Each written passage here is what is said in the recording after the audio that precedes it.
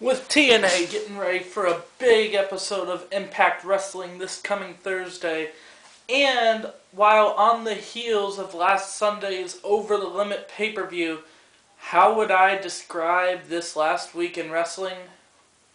Mediocre, maybe even at best. Why? I'll let you know in a minute. But first, welcome to John's Wrestling Views. I am your host, John. Thanks for tuning in.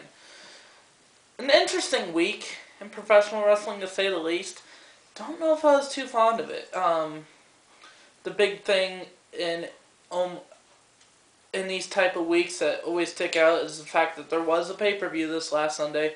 WWE presented Over the Limit. And though it had the potential to be a great show, it had a pretty stacked card. It was just kind of a letdown. I mean, unless you find entertainment out of two guys having an I Quit match where the Miz is just talking the whole time.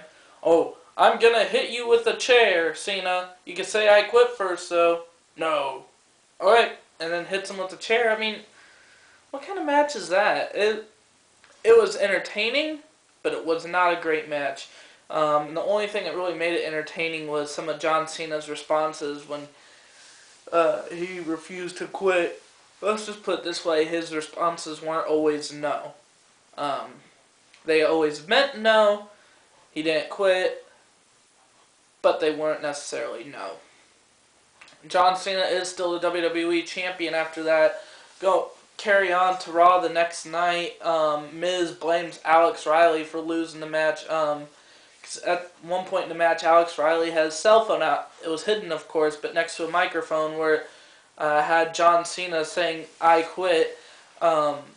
And the referee, first thinking Miz won, but then sees the cell phone on the ground, picks it up, listens to it, and sees us recording, and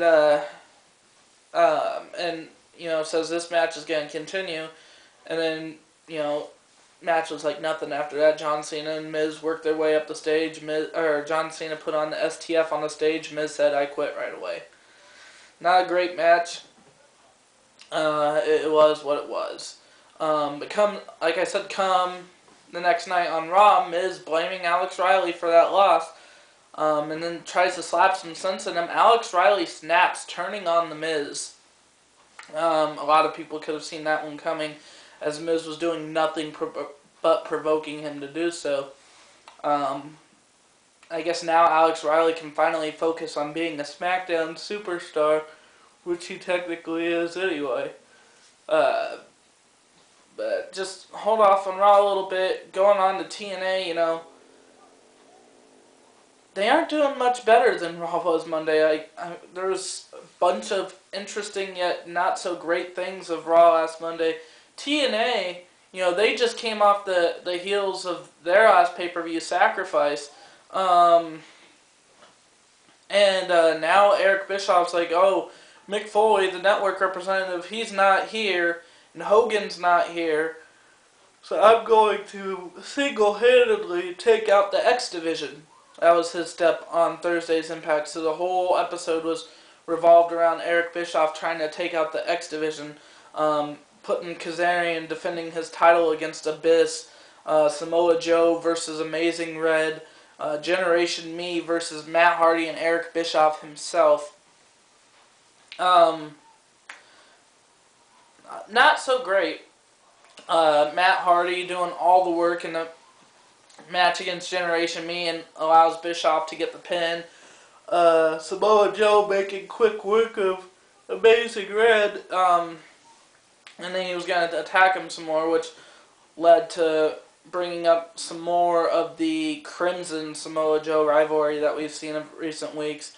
And then Abyss actually winning the X Division title from Kazarian.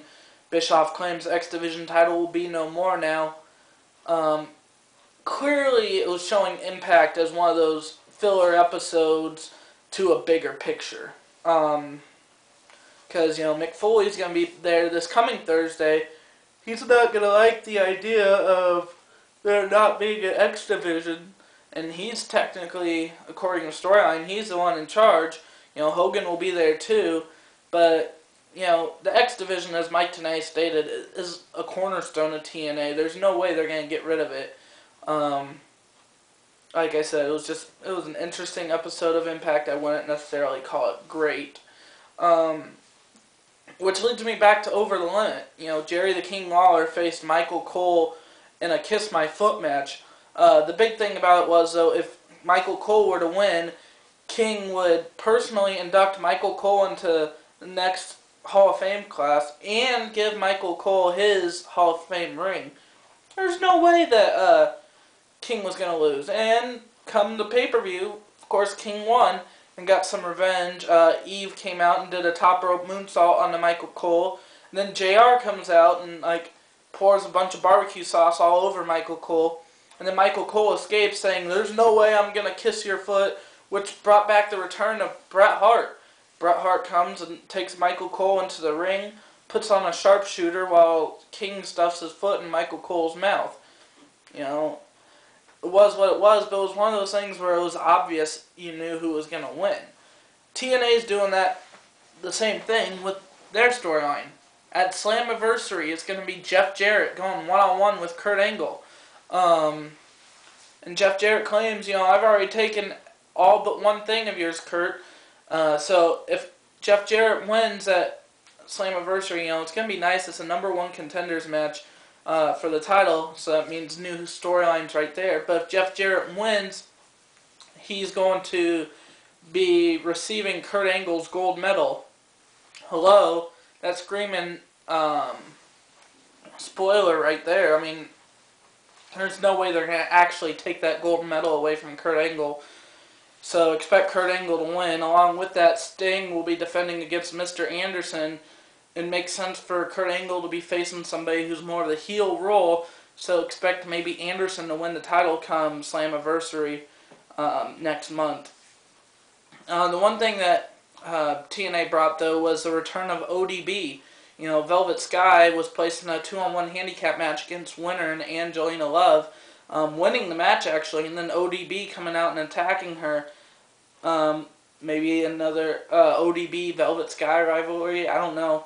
It's clear that TNA is wanting to use Velvet better nowadays and maybe even eventually put her in line for the title. So let's see what happens. As in a Knockouts title.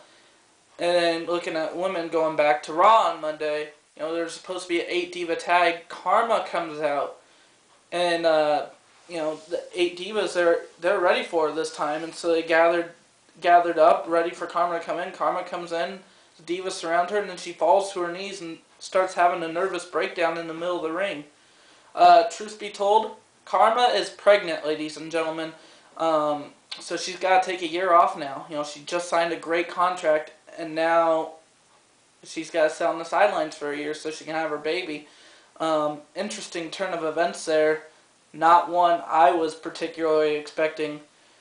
And then to end Raw with the tag team match with CM Punk and R-Truth taking on Rey Mysterio and John Cena, with Bret Hart as a referee.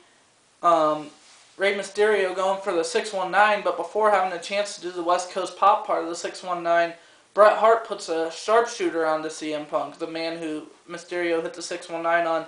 Then Mysterio did the springboard leg drop while Punk was in the sharpshooter, giving Mysterio and Cena the win.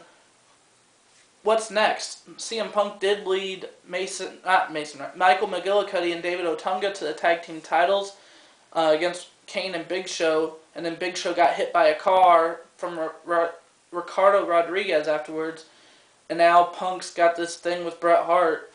What's next? I mean, it's just kind of a cliffhanger ending. How are they supposed to continue storylines? A lot of questions that need to be answered for both TNA and WWE, but if you ask me, not their best episodes by any means. So let's look forward to seeing what's next. Be expecting a new episode of John's Wrestling View shortly after this coming Monday, though, because I will be there in Omaha for Monday Night Raw. Looking forward to it. And before I go off the air tonight, I just want to say this video is dedicated to the life of Macho Man Randy Savage, who passed away this last Friday. Macho Man, thanks for all you've done for us wrestling fans. But thanks for tuning in, guys. I'm John. Have a good one.